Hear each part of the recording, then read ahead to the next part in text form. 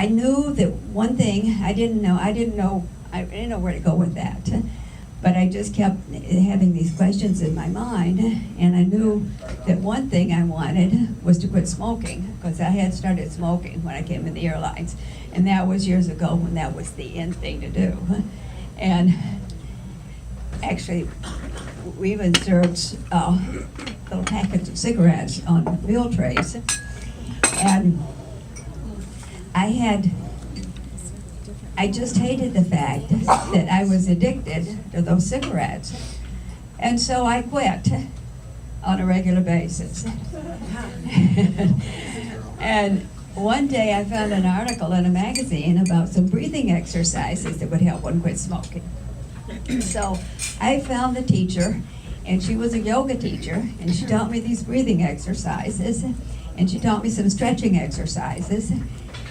And I wanted to be able to do these exercises other than once a week when I went for classes. So I found some books. I found a book on breathing exercises and stretching exercises. I found a book on meditation and focusing techniques. And I put together this routine of things that I started doing on a daily basis. And my whole life changed. Just gradually, I started feeling, my energy started increasing. I started feeling younger. My mind started becoming clear. And then I started knowing things that I had no way of knowing. And so I thought, this is very interesting. And I thought, maybe if I got quiet and asked questions, I'd get some answers. And so I started experimenting with that. And sure enough, I got answers, and they were right on. And so then I started asking bigger questions. And one of the questions I asked was, what's life really all about? I had seen a bumper sticker that said, he who dies for the most toys wins. I thought, I think it's got to be something more than that. So anyway, I was questioning everything in those days. So one day I did my routine every day, and then once a week I would have a day of total silence. And one day when I was working with this all-day situation that I had created, I said, I was wide awake, I had just meditated, I had worked with the stretching exercises and meditated. And then I said, dear God, if there is a God, as I said, I was questioning everything in those days. I said, dear God, if there is a God, I really want to understand what this is all about. What's life really all about? Why are we here? What should I do? Why am I here? And I got just the clearest understanding about how it all works. It was just absolutely amazing. I could see that there is just this wholeness. And everyone and everything in existence is a part of this wholeness. We are not separate. And I could see that this wholeness is just pure love. And I could see that this love is being expressed through energy and is being governed by intelligence. I could see that there's simply a field of intelligence that moves and forms energy. So that I realized that that's how Maslow's self-actualized people could fulfill all their needs within themselves. Because if they understood how the process works, which I had understood at that time, I realized I could create anything. It was just amazing. I realized that there are laws of nature or principles of life that governs how we ourselves are actually creating whatever it is we experience in our lives. And if we understand how it works, and we align ourselves with these principles, we can actually create anything. So I thought, I have to experiment with this. And of course I knew that it was very clear that my purpose was to understand this and share it with others. So I thought, okay, if I can create anything, what I want to create. And I could see that there's a process, that there's what I call now the 7 steps in the creative process for creating anything. It works the same way regardless of what we want to create. And I'll just tell you what those 7 steps are. But the first step is clarity. We had to get clear about what it is we really want. And the second step is visualization. We have to be able to see it in the mind's eye. And then we have to be able to accept it. And then we have to focus our attention on it and become quiet and still and listen for intuitive guidance. We follow through with the guidance and we manifest it. So I thought, okay, if that's how it works, let me see what I can do. So I wanted to make this experiment as big as I could possibly imagine. So I decided that I wanted my own place to live. I didn't want a house because I was a flight attendant at the time and I didn't want the upkeep of a house. So I decided what I wanted was a townhouse. But I lived in Minnesota at the time. We didn't have any townhouses in Minnesota. But I had seen townhouses in other parts of the country.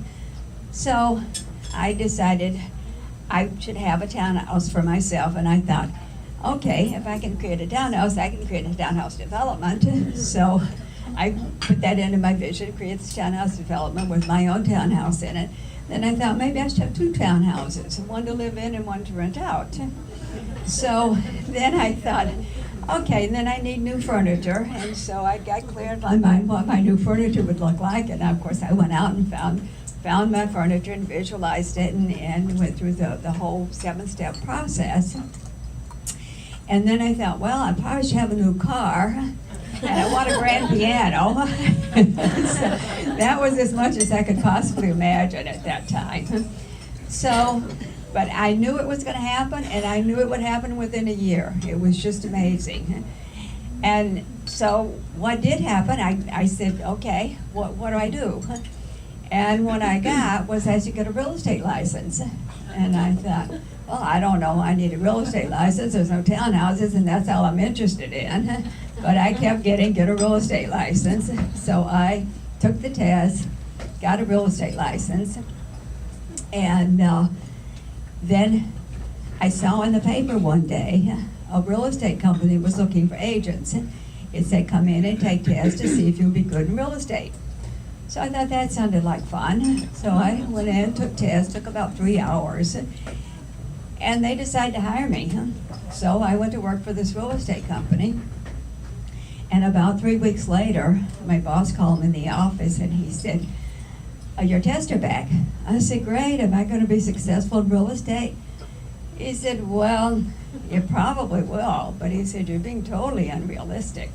Well, I knew what the problem was, because one of the questions on the test was, how much money do you expect to make your first year in real estate? So I had put down what I needed for all of these things, and it was in my vision. And he looked at me and he said, do you have any idea how many houses you would have to sell to make that much money? I said, no. Good, I didn't, because I could figure out that I couldn't sell that many houses, that I couldn't possibly do that. But I wasn't figuring it out. I was just following my guidance, and I knew it was going to happen. I knew it would happen within a year. So what actually did happen was, he looked at me, I'll tell you this, he looked at me and he said, I have been in real estate for 5 years, and he said, I have worked very hard at it, and I haven't made anywhere near that much money yet. So I said, okay. I thought I'd get out of his office before he called the man in the little white coats to come get me. And anyway, what did happen was I saw a development that was apartments, I guess, before, and they were converting them into townhouses. So went out and looked at the development, and the developer happened to be there. And I said, have you ever, I wasn't interested in that, but I said, have you ever considered building new townhouses? And he said, yes, I have. He said, in fact, he told me about a development that he had just started. Well, it was out of town, and it wasn't what I was interested in.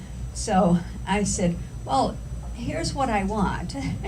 So I explained to him what I had in mind. I had already visualized where it should be located, the size of the place, and everything about it. It should have a pool, and it should be a small development, and it should be on a street with nice mature trees. And so I knew exactly what I wanted. So I described it to him, and I said, if you'll build this for me, I'll sell these townhouses. And he was pretty impressed that I was so sure I could sell these townhouses, so he said, okay, it's a deal. So what happened in a couple weeks, we decided to work together. A week or so later, he called me and he said, I just got a call from a man who owns a nursery right in the middle, right where you think this townhouse development should be built. And he said it looks like it's just the right size for the townhouse development that you want. Has mature trees around it. It's on a beautiful street. And he said, you want to look at it? I said, sure. So we went out and looked at it. It was perfect. We went back to his office, drew up plans. We actually created a little village under glass so we could show people, because we had no models.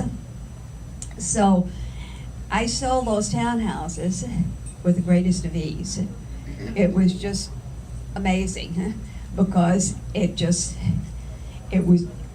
was functioning on a totally different level than anything I had ever experienced before in my life.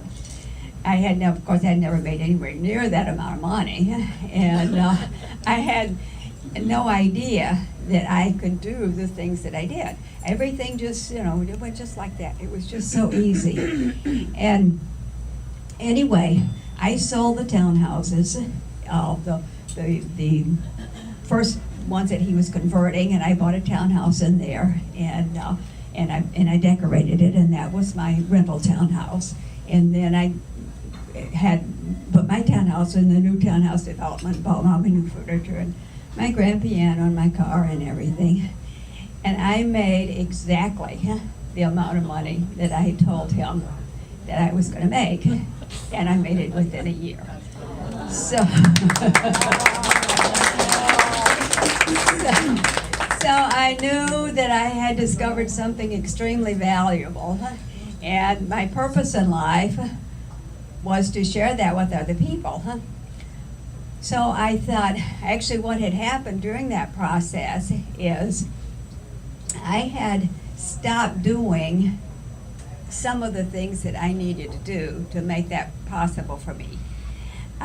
Just gradually, I got busy, and I started